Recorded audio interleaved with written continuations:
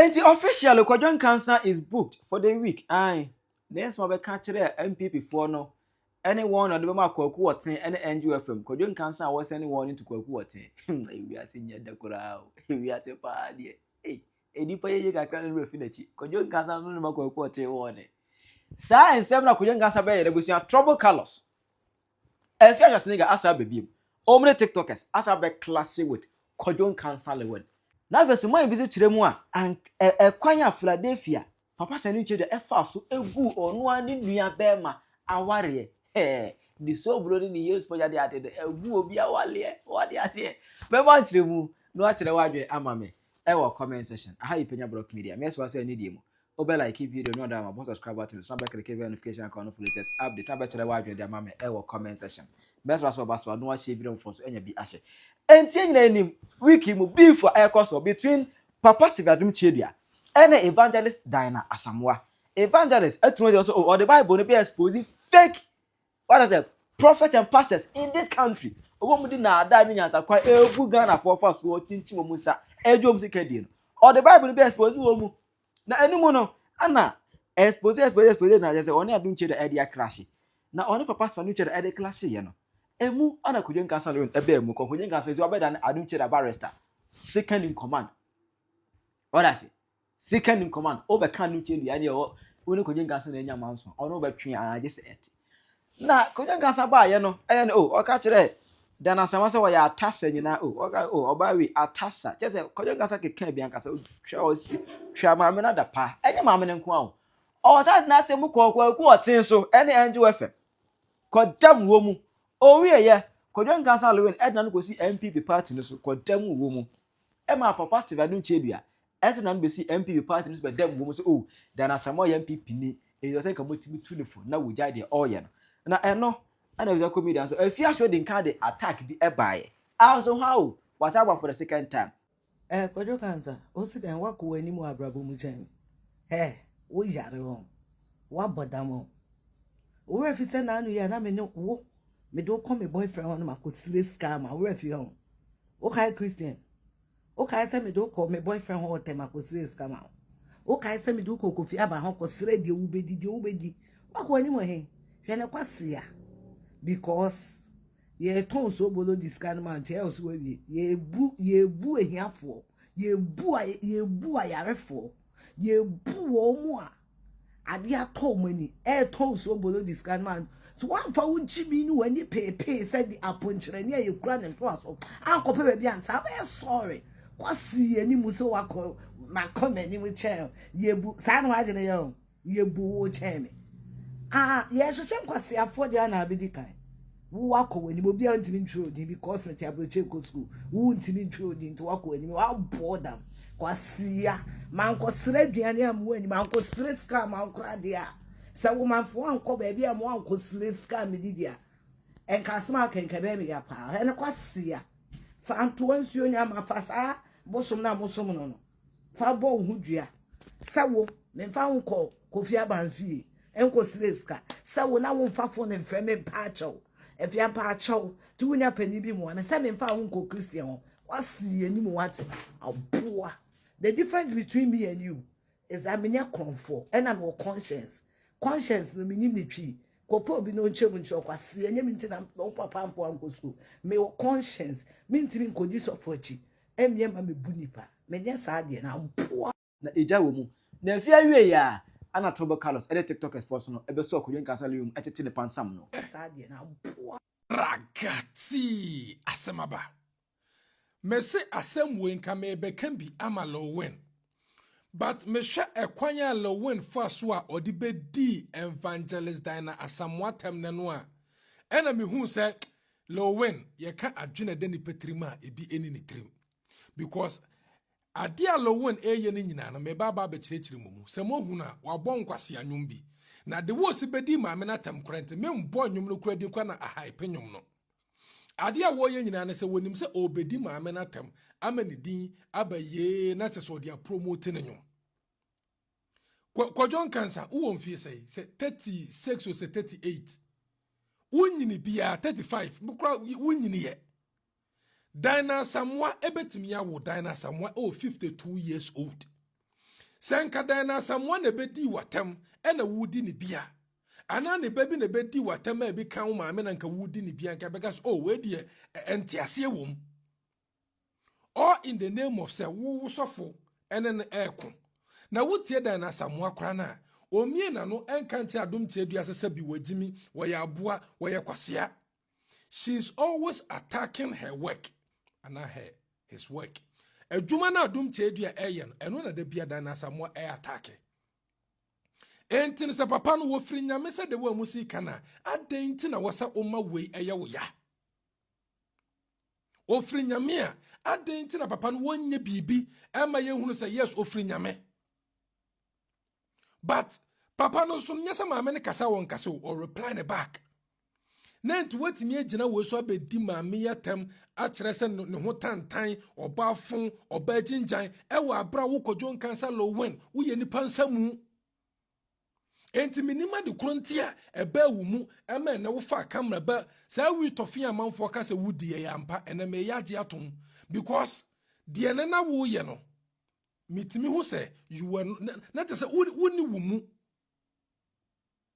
ena de a wo ye na de wa ma wachi agu ho anka ma ye mu bi ma ye ne nka se wo akwa wedi wagimi sa na ote who the whole win ebedi the evangelist dina samwatam. For what reason? Chale anade lo wona ye no chesa betimi hu se afia ba gie gina mu no obebo MPP di na ye me depa because enu se afia ba begina wo so. Wo se afia sa ato am wo dipen e na wo be ka kire ne se na se de wo kɔ wani mu chan no. Se abrabo na so mama na ereso. Chale na mum yen kan hu bi na lo wo mu kɔ manim jaye. Boy. Eye me de pa se ene obi agina wo so because eye nkwase ade na wodi ye no. Ebisun asem we na me se me nka bi. Kwadwo nkansan le wen ene Dana Samoa mo issue no na me se nka me nka bi. Nanso makoye MPP ni mapane de me kama no tum kran hwa na mayale. Kwadwo me de me ndi watem. Na me de me pe wasem. In fact, the way I was Jimmy no ye me fe me pe wasem. Me name say open content and I dey you movie dia ntina wa hyeda akofa asem ya ba mesrew me nka se wonya ntokwa ajai me de ntokwa de efe beef de ede toaso nanso MPP for efrim Dana Samoa as a single individual wone no enye de mo be yo media no so MPP for ede efrim because when MPP for efrim wa ye be buku fu wa mantamam ye do carry abe badam che oni mu a ko bisa onua jimfo ye friend say kwakumanu se ye be buki fu wa mantama ye be wie no na o carry an da form ye mpese ye be yesa MPP de ye bring crofo up ye bon crofo form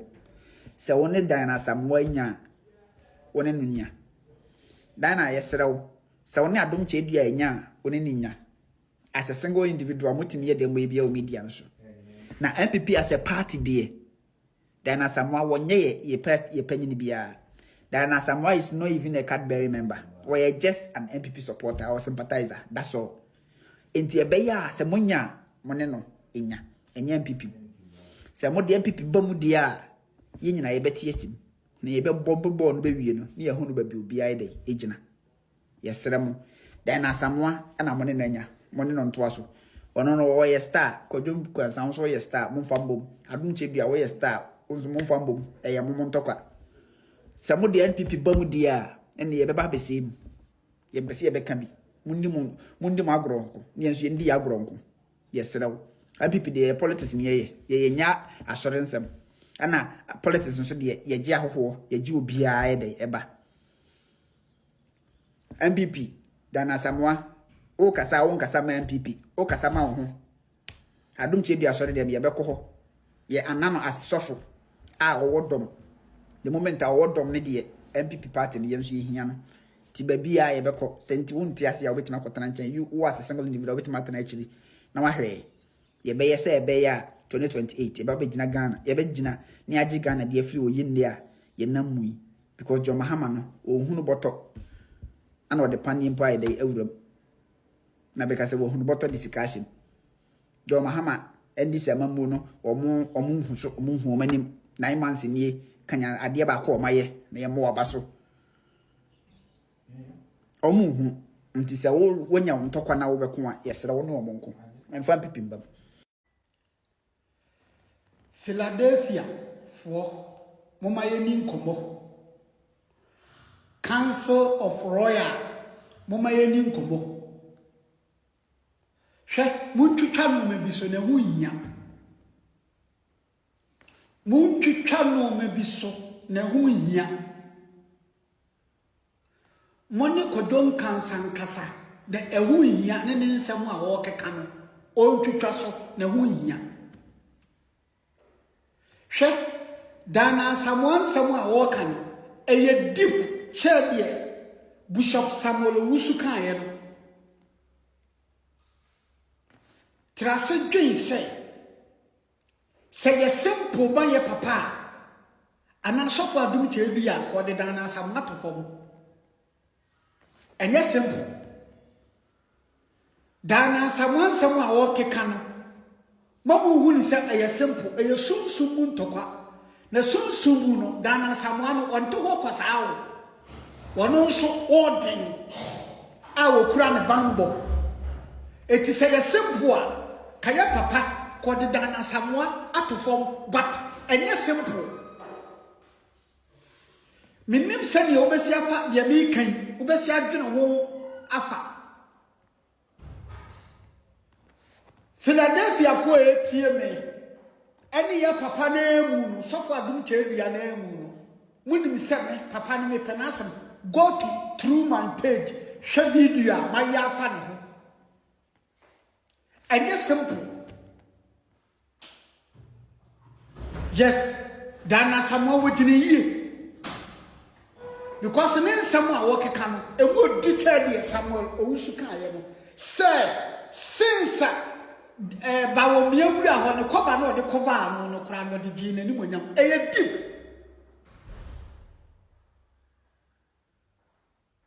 ne nsam na wo kan na munni MPP mfirim munni MPP fo mfirim na se dana no etini kra me kra bi se hu nya mo pa mu ntwa so because mo kasa mo so saa de we mu no ma di akiri a ne yakokwa kofa aba no eye sumsum ntoko eti na mibisa mo say ye simple ba ye papa because ensem papa ye papa bufu ye o kafa Bishop Samuel ho no so be saman into bibi high court no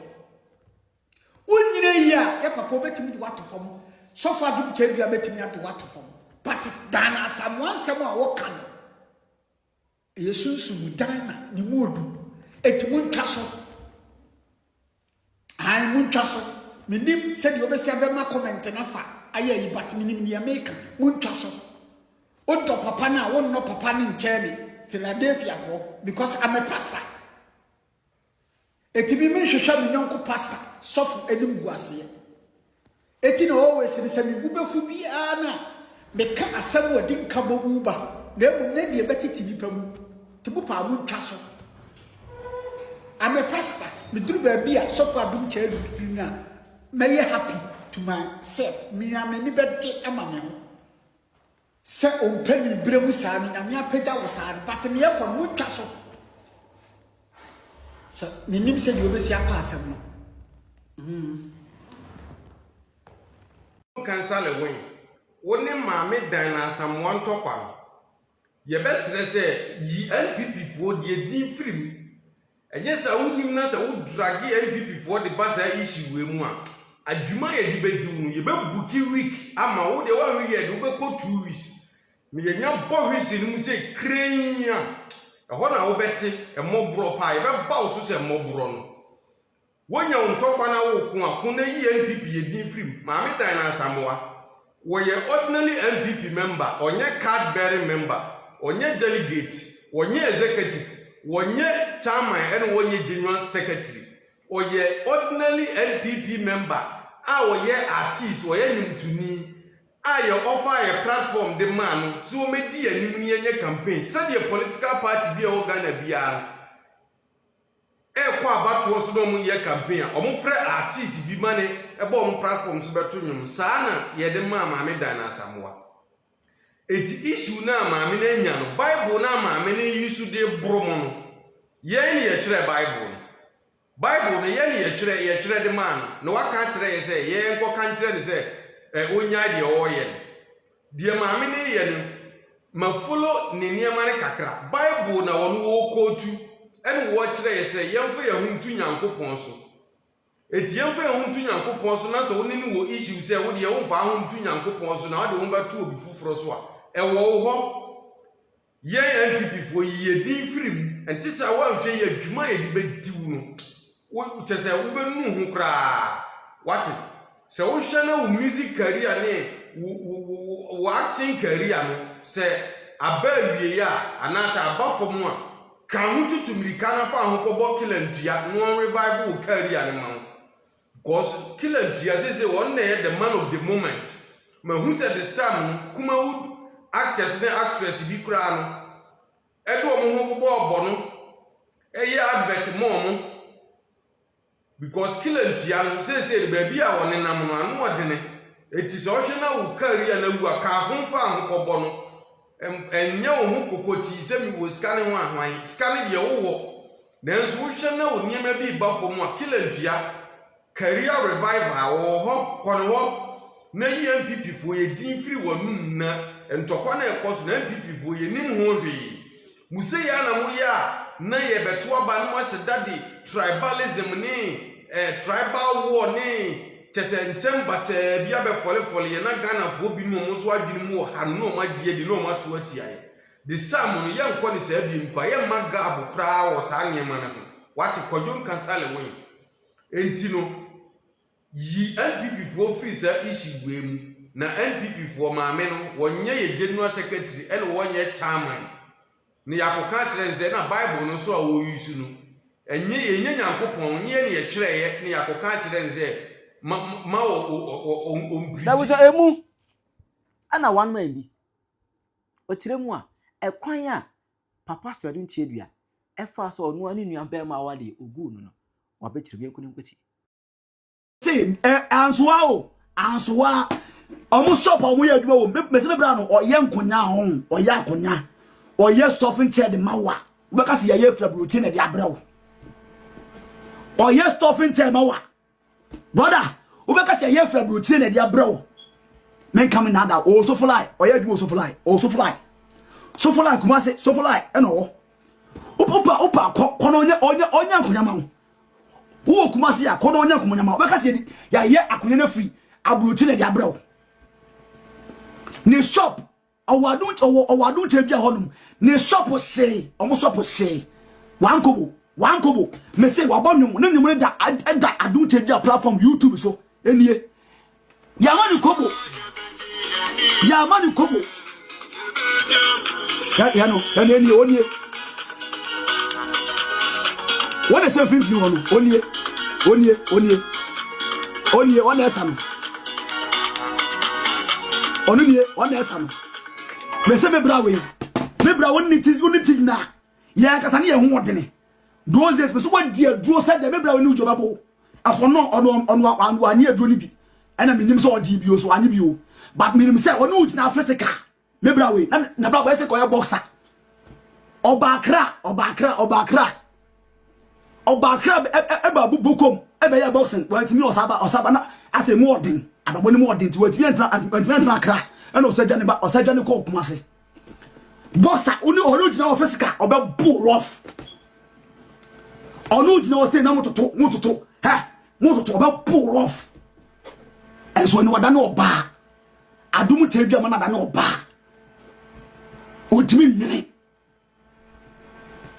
make us na wadi egu me bla na wadi egu na wadi asai ezo ebusuem awadi dan ni ho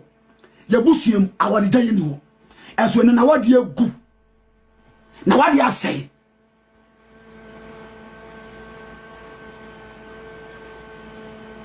and kurama kuma says as a 7 was it you can say obano no fa no wo sika mean say frames run sa oil frames oil no fa asibi mean say ono de ono o papa no wo sika rough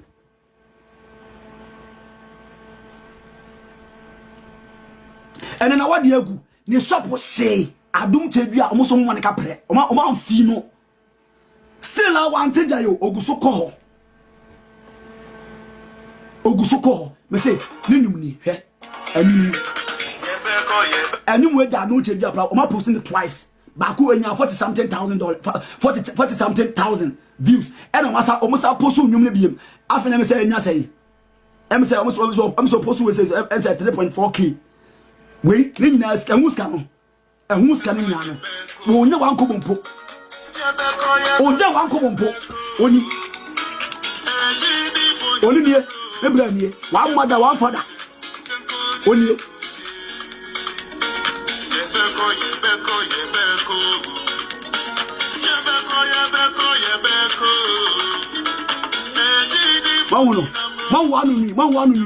One me, one someone me, one.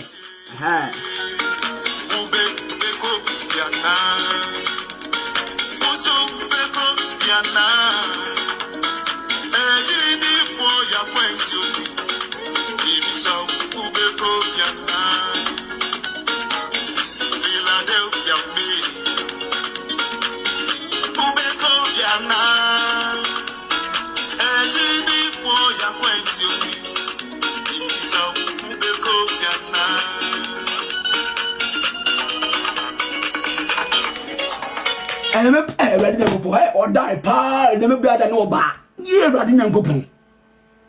Hi. Hi. If you are some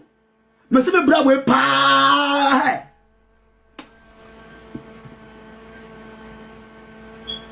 Damage, I don't tell you a young for Damage, I don't tell you a young for Damage, I don't tell you a young for me say sabi anya adun tevia wo abinto ebia wo no afna call afia bi afna call dwane adun tevia enti wonim damage o dia waye se anya me na megina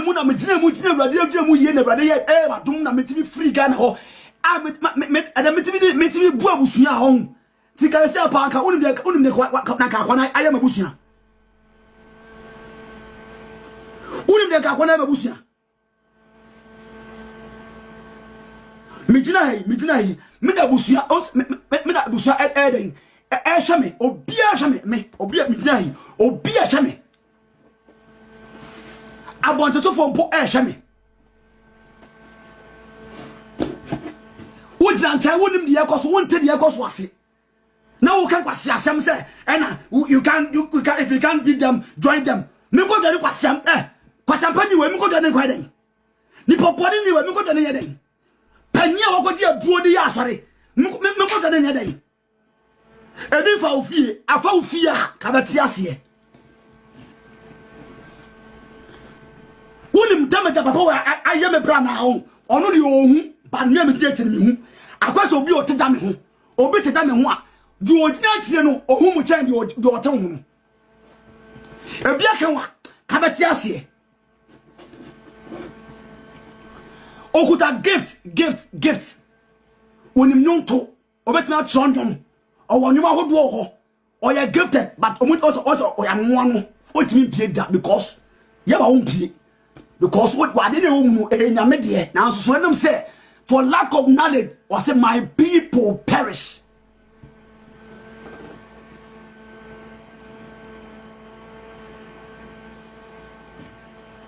For lack of knowledge, my people perish. Me bra ne to car bi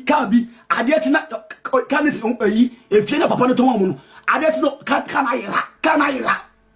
na wa anya o shi kan ayira just like that kan ayira fifire ni mu ono so ampe tira kwan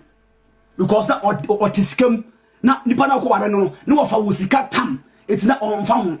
ani e be ka we jimeka we chen na oni say ebe ye wo saafi bo betra wa deska ye be sane ska mo saa scafe bo bi be every week bi ye be sane 200 million de ma no every week bi 200 million ba jinti no na onne timi kan sasa ne channel no he disrespected my words enjo ko no ko hu adum che o ko hu akwa we o ko hu papa we o ko hu papa we enu o rejecting asem bia me ka kire no ene na bra bo hu na bra hey brother nyankopon still ogusoko me no ka say ogusoko ɛdeɛ na busa sɛ ɛdeɛ na atekyere na adwene ɛdeɛ na atekyere ne kra ɛdeɛ na atekyere no ɔhaw na mane aba no so nyina no oguso kɔ hɔ busa sɛ why dia what is ɛdeɛ na aso ne mu wanom sobolo efiri he wɔde paade bi agu ne tiri so efiri he wɔde akaneɛ bi a ɛdɛn wɔmemna kɔ ne mu efiri he akye no wayɛ sɛ akoa nse akwa wei edi bɔne ɛkɔ he ba he ɔbɛ support no so we go na Kojo Nkansa ojan free trend ni mo an or no one dey no ho about no one dey no ho abete or no bete ebe pick in forms me na mada me na mada or no ebe pick in form penya yin book me and ma sense an say this time about so team me Kojo Nkansa officially ye book I penya block media like